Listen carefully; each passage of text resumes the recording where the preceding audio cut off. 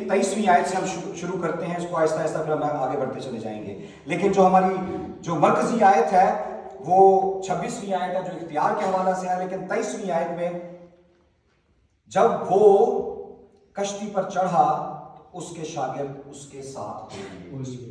जब वो कौन है जी? यीशु मसीह। हमें यहां पर कई कैरेक्टर्स नजर आते हैं, कई ऑब्जेक्ट्स नजर आते हैं। सबसे पहला, जब वो यीशु मसीह यहां मौजूद है, कश्ती हमें नजर आती है, उसके शागिर्द हमें नजर आते हैं, उसके बाद झील नजर आती है, और झील के साथ जैसे ही वो आगे बढ़ना शुरू होते हैं तो क्या होता है? तूफान नजर आना शुरू हो जाता है। यह वाकया हमें बहुत कुछ सिखाता है। जब मैं इस पे गौर कर रहा था, कश्ती हमारी जिंदगी, हाँ जी, कश्ती हमारी जिंदगी। और कश्ती में सवार कौन है? Who's in that ship? Jesus, Yeshu है। लेकिन आगे जाके पता चलता है सुनता है। हाँ जी, अच्छा नहीं, जिंदगियां का भी यही हाल है, यीशु है लेकिन सुनता है। हाँ जी, मेरे अजीजों, कश्ती में बैठे हुए हैं, झील में जब वो कश्ती चलती है थोड़ा सा आगे जाके क्या होता है कि उसमें तूफान उठने लगता है। वो तूफान उस वक्त उस झील के अंदर था।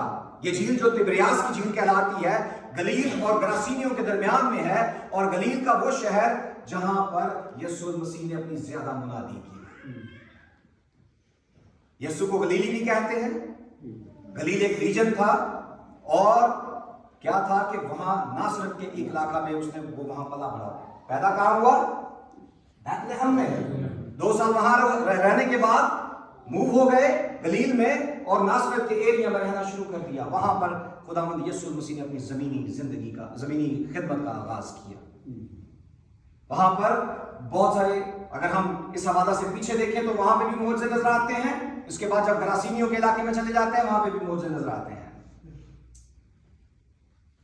यीशु मसीह की जिंदगी खिदमत पर मबनी, एक नमूने पर मबनी।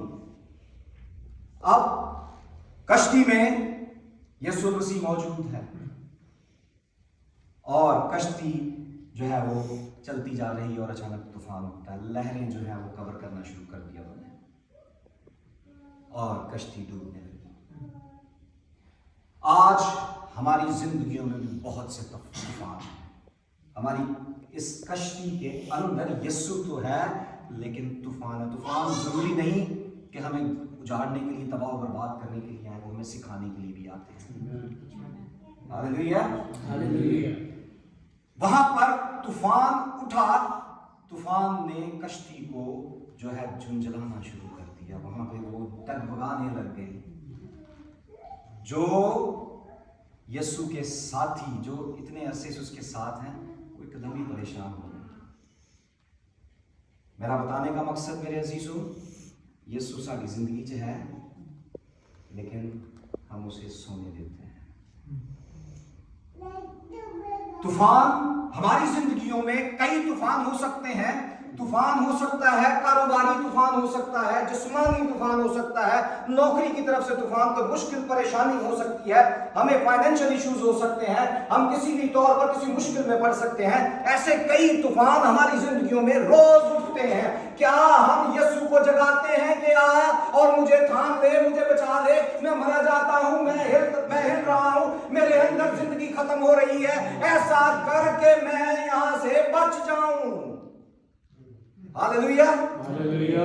और यही काम उस वक्त शागिर्दों ने किया कि यीशु पीछे गद्दी पर सो रहा था। अगर हम तीनों अनाजील में देखें, यूहन्ना ने इसका जिक्र नहीं किया, लेकिन मत्ती, मरकस और लूका ने तीनों ने इस वाकया को मेंशन किया है। और मरकस के मुताबिक हमें वहां कई और कश्तियां भी नजर आती हैं। इसका मतलब है कि वो एक अकेली कश्ती वहां नहीं थी।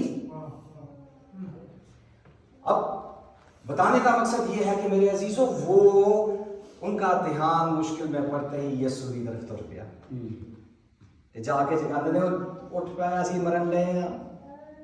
हाँ जी, जागो, क्योंकि तूफान